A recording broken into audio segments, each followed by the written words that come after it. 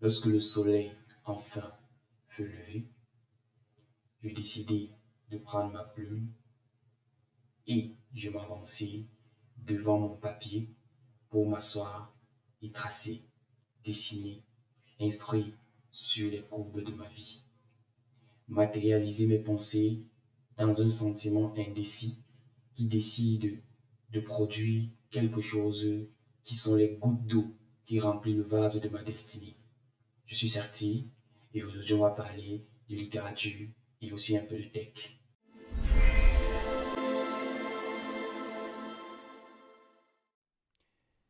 Dès notre plus tendre enfance, l'on a tous développé l'envie soit d'écrire, soit de dessiner. Alors, cette envie-là de vouloir créer finit souvent, très souvent d'ailleurs, par partir lorsqu'on grandit et on se retrouve dans l'école où on est obligé d'écrire pour répondre à la science, pour répondre aux contraintes mathématiques et j'en passe. Alors, beaucoup abandonnent l'envie d'écrire, l'envie de créer. Mais il y a une poignée de personnes qui se dégagent de cette envergure, qui s'élèvent, qui sortent de ce carcan-là et décident de créer pour la passion, décident d'inventer des histoires, de coucher leur passion sur du papier. Alors, voilà pourquoi aujourd'hui, il serait très important de parler d'un écrivain. Comment développe-t-il son envie d'écrire? Comment fait-il pour qu'il devienne aussi grand, aussi aimé, aussi respecté à travers le monde, à travers son art? Mais aussi, comment arrive-t-il à vivre à partir de là? On décide de devenir écrivain parce qu'on aime écrire. On décide de devenir écrivain parce qu'on veut écrire. On veut laisser des traces de son passage sur Terre. On veut créer ce qu'on appelle de l'immortalité. Alors, après ces contraintes de l'école-là, après cette envie de créer-là, on est confronté au métier d'écrivain. Est-ce qu'un écrivain ne peut se départager de l'envie d'être un entrepreneur? Je ne pense pas. Alors, aujourd'hui, on a envie donc de parler de cet entrepreneur-là, cet entrepreneur écrivain. Comment fait-il pour créer une communauté de façon concrète? Il y a des outils à avoir. Et ces outils, je vais les énumérer facilement et simplement. Il est facile aujourd'hui d'avoir une connexion Internet pour peu qu'on décide de s'investir un peu. Une box Internet nous permet d'avoir de l'Internet à domicile de façon illimitée. Et cette box Internet-là, on peut tout simplement, en souscrivant à un forfait, par exemple ici au Cameroun, MTN Orange permettent d'avoir ces forfaits-là à moindre coût. On vous oblige seulement à payer un forfait mensuel qui commence à partir de 15 000, 14 900, c'est-à-dire 15 000, et vous permet donc d'avoir en permanence la connexion. Ça, c'est le premier point. Maintenant, deuxième point, vous devez déjà apprendre à gérer et à développer votre communauté. Je m'adresse particulièrement aux chroniqueurs qui ont vraiment toutes tous des casquettes pour devenir de talentueux écrivains. Pourquoi? Parce que ils ont l'habitude d'écrire, ça c'est très bien. Ils sont obligés de lire pour écrire, ça aussi c'est super.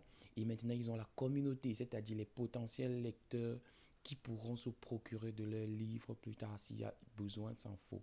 Mais maintenant, pour être sur les réseaux sociaux, il faut avoir un ordinateur, il faut avoir un smartphone. Je vais vous conseiller de façon brève comment se retrouver devant un bon smartphone et comment le sélectionner, même si on n'a pas assez, on n'a pas un budget conséquent. Vous savez, il y a gros téléphones qui existent aujourd'hui avec des budgets assez conséquents. On a des téléphones à 1 million et plus. Aujourd'hui, je ne vous envoie pas à acheter ce genre de téléphone quand vous êtes débutant dans le, dans le métier d'écrivain. Par exemple, moi qui suis en train de vous parler actuellement, je me fais enregistrer avec un Pixel 8 Pro. Vous allez remarquer que la qualité de l'image est au rendez-vous. C'est presque le rendu d'une caméra professionnelle. Alors vous allez remarquer que avec un bon téléphone, on peut arriver à de la Full HD et plus encore même de la 4K, pourquoi pas de la 8K. Mais en réalité, il faut déjà bannir de votre vie un influenceur littéraire, comme j'aime bien les appeler, c'est-à-dire quelqu'un qui écrit constamment sur les réseaux sociaux, doit se départir d'un téléphone qui a un taux de rafraîchissement de moins de 90 Hz. Ça veut dire quoi un taux de rafraîchissement? C'est le balayage des images imperceptibles à l'œil nu et qui permet de rafraîchir chaque image qui apparaît devant vous. Alors, de ce fait, il faut toujours avoir un téléphone au-delà de 90 Hz. Pourquoi pas 120 Hz minimum pour pouvoir avoir un rendu fluide qui vous permettra de scroller sur les réseaux sociaux de façon aisée. Quand vous avez des téléphones de marque, par exemple Samsung, Google, Xiaomi ou alors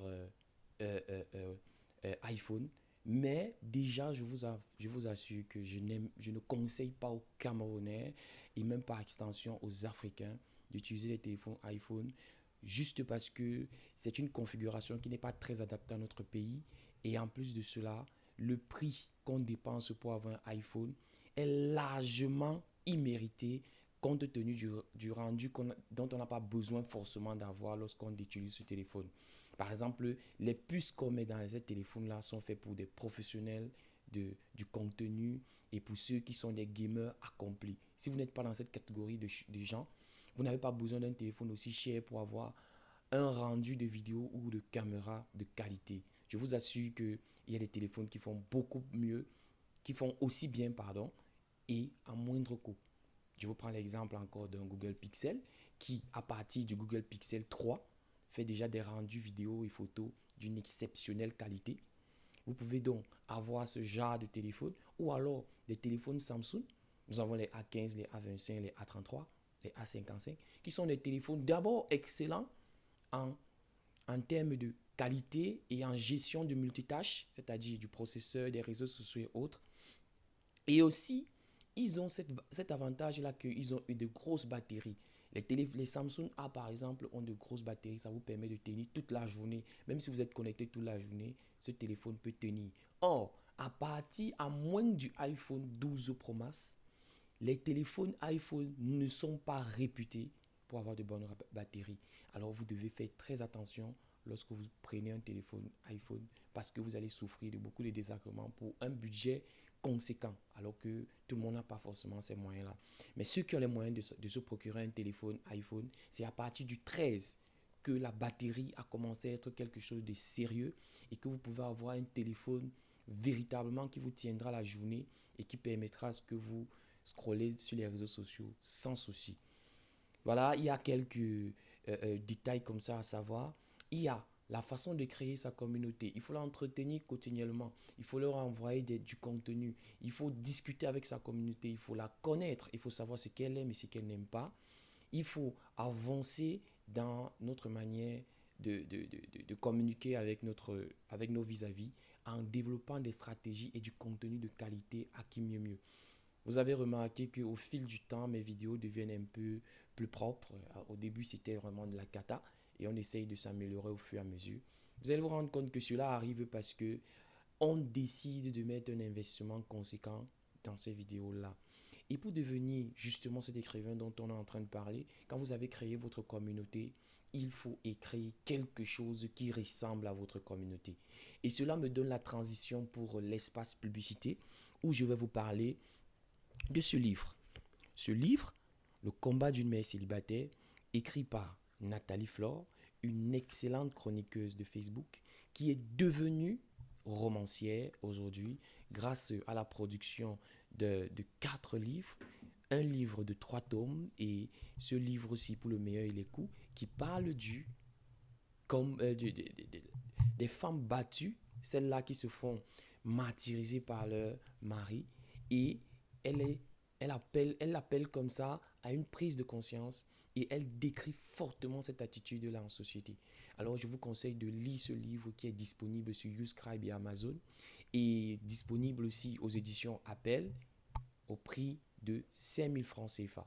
Alors, on revient dans notre vidéo pour dire que lorsque vous avez une communauté, vous devez produire un livre de qualité. Et pour produire un livre de qualité, vous devez vous adresser à une maison de référence qui saura faire non seulement un livre qui est bien relu, un livre qui a une bonne couverture attrayante pour le public, mais aussi une communication à nul autre pareil autour de ce livre-là. Parce que c'est ça qui permettra que vous pourriez regarder votre livre et dire que ce livre a fait du chemin.